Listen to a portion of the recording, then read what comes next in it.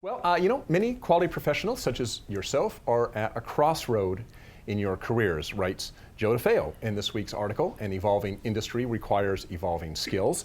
And although those in related operational excellence fields such as Lean and Six Sigma are positive about their careers and their futures, those in more, let's say, traditional quality roles tend to have somewhat of a more negative outlook due to a number of factors, really, including greater workloads, fewer available resources, and sometimes just less respect for management. So the key is to keep up to date with the skill sets that employers are looking for, says DeFeo.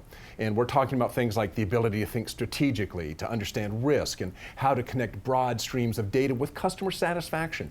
These will always be highly valued by employers. So what should you be looking at to expand your skill set? Well, we have Joe DeFeo, CEO of Juran Institute, with us this morning via phone to tell us. Hi, Joe. Good afternoon to you guys out there in California, and good morning to anyone else somewhere else. And by the way, ergonomaniac. Ergonomy. Those people who are really excited about ergonomics. Yeah, yes. Ergonomics. Okay. Good stuff. And Thanks, I also found something interesting. You're talking about Ford. In the 10 years the Juran Medal has been given out by the American Society for Quality, only 2 automobile companies, or actually 2 leaders of automobile companies have ever won the award, and they were both from Ford.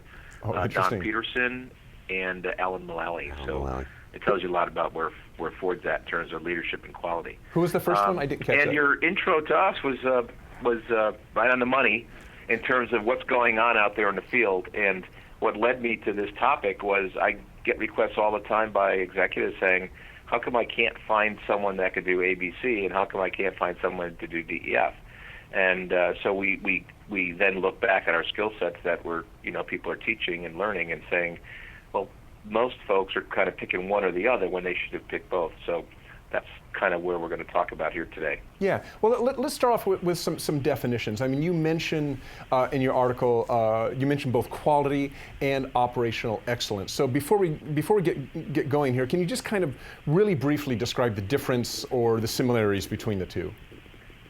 Sure. If you're a Quality Digest fanatic for the last 20 or 30 years, you would define quality as the overarching purpose is to achieve a superior level of quality in products and services. And then there are a set of methods to do that. And if you're a broad, big Q thinker, the methods would be design of quality, like quality by design, design for Six Sigma, quality control, quality assurance, which is the maintaining of whatever we design, and then continuous improvement, quality improvement, which we use Lean and Six Sigma. But then there are those who call quality management just the quality control and the quality assurance piece. So we're making a distinction, not because we want to, that some people say, our quality management includes our quality management function, our quality management staff, our quality management system, and they do quality control and quality assurance. The performance excellence, operation excellence people would say, yeah, they do that. We do continuous improvement, Lean, and Six Sigma.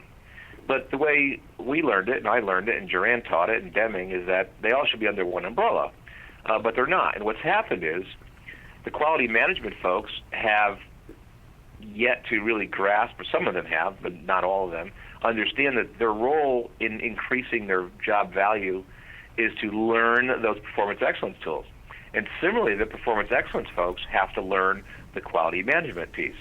And the reality of that is not just from an efficiency point of view what executives are looking for, but it's the way quality management should be managed, because the outcome of design you control, and as you continuously manage to that level of control and assure that customer products and services are being met by the operations, then you continuously improve. Well, the outcome of improvement is, once again, either redesign or control. So if you're just performance excellence folks, you're doing Lean and Six Sigma, you may not know that link back to your quality management system. And if you're the quality management folks, you may suffer from just providing control and not getting involved in improvement or design. So Joe, explain a little bit more about this and what's driving this really, because there's pressures and changes, I think, in today's workforce that are causing employees to really need to expand their skill set. Is that right? Yeah, well, the reality is, as our definition of quality moved from product to service to process to now organization or enterprise, similar functions like risk management, financial function, environmental, and quality all perform some very similar activities. They're system driven with different critical to business needs. One is quality, one is environment, one is finance, one is risk. But they all have audits, they all have reviews, they all have assessments, they all have scorecards. So as an organization starts to get better and better at learning how to manage an enterprise quality system, an enterprise business system, they ask the question, how can we be efficient when we have 4 and 5 audits on our staff? Or we have multiple different, international standards going around. Why can't we kind of pull forces together and say, let's have an enterprise assurance system?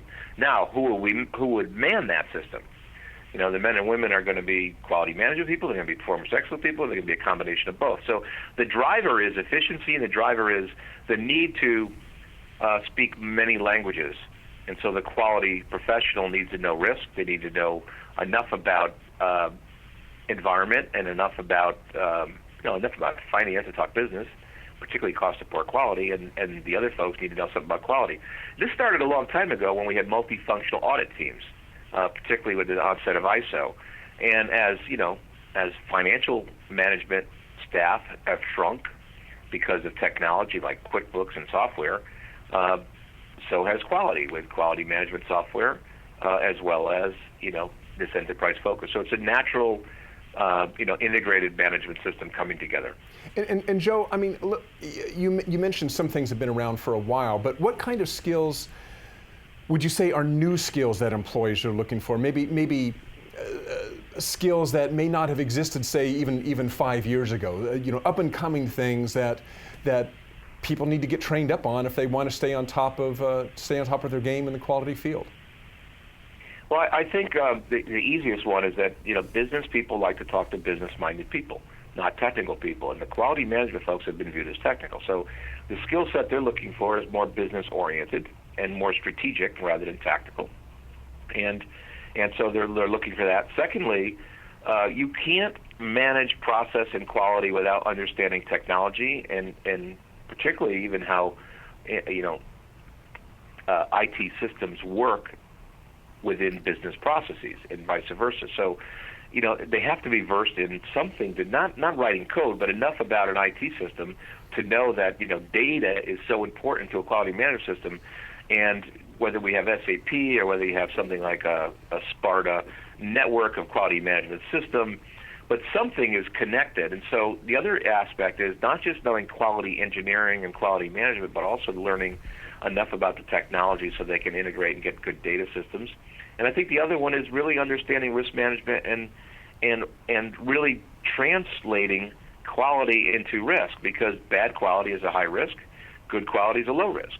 And then obviously safety is high risk, low risk. So I think they have to learn to become multilingual, and so the kind of people that business are looking for are those who are very adaptive, very flexible, and that's kind of slaps in the face of some of our traditional quality skill sets.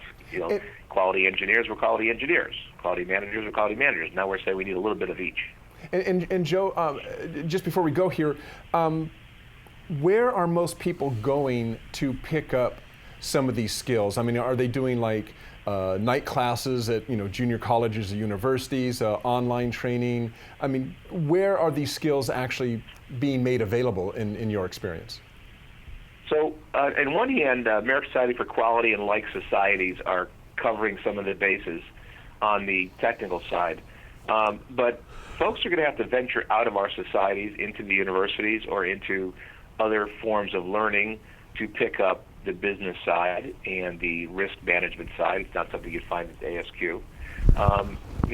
We've been offering programs like that for years, but there's also universities now, National Graduate School of Quality Management, dedicated university to doctorate in business administration with a focus on quality management, a master's in quality management with a focus on business, and a bachelor.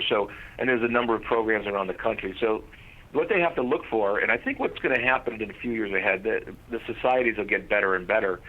But what I encourage folks to do is, if you're going to get a CQE, the Certified Quality Engineer exam, or CQM, also then go after, Lean Six Sigma Facilitator.